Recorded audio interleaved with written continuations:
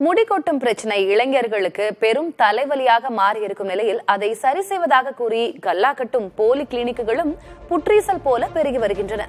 இது குறித்த விழிப்புணர்வு செய்தியை பார்க்கலாம்.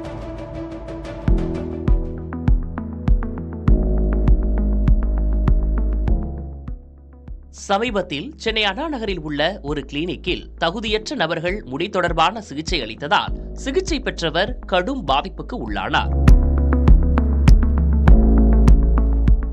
இது தொடர்பாக 3 கைது செய்யப்பட்டுள்ளனர். சென்னையில் நடந்த கைது நடவடிக்கையை தொடர்ந்து தமிழ்நாடு மருத்துவ கவுன்சில் பொதுமக்களுக்கு மிக முக்கியமான வழிகாட்டுதல்களை விடுத்துள்ளது.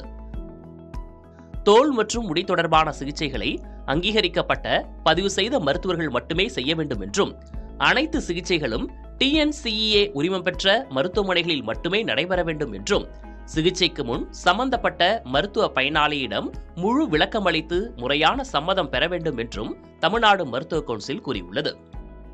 விதிமீறலில் ஈடுபடும் கிளினிக்குகள் மீது கடும் சட்ட நடவடிக்கை எடுக்கப்படும் என்றும் எச்சரித்துள்ளது மருத்துவ கவுன்சில்.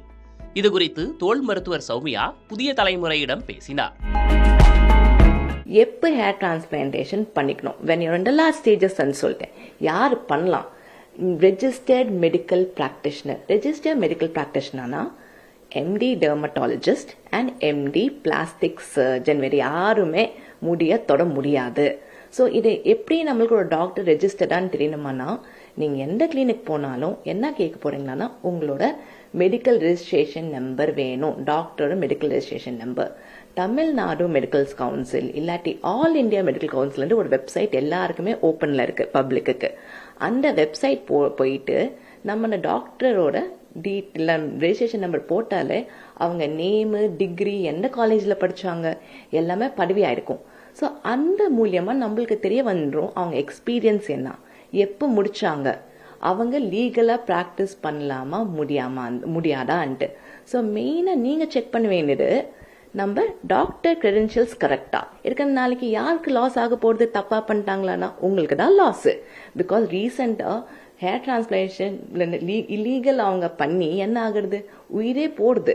ஸோ நம்மளுக்கு லைஃப் முக்கியமா முடி முக்கியமான்னு கேட்டா லைஃப் தான் முக்கியம். முடியும் முக்கியம்டா, பட் ஆனா அது லைஃபுக்கு டேஞ்சர் ஆகாம நம்ம பார்த்துக்கணும். மருத்துவர் சௌமியா மேலும் கூறுகையில், ஆண்களுக்கு முடி கொட்டுவதில் மொத்தம் 7 நிலைகள் உள்ளன என்றும், இதில் கடைசி 3 நிலைகளில் இருப்பவர்களுக்கு மட்டுமே அறுவை சிகிச்சை பரிந்துரைக்கப்படுகிறது என்றும், முதல் 4 நிலையில் உள்ளவர்கள் முறையான உணவு மற்றும் மருந்துகள் மூலமே தீர்வு காணலாம் என்றும் கூறினார்.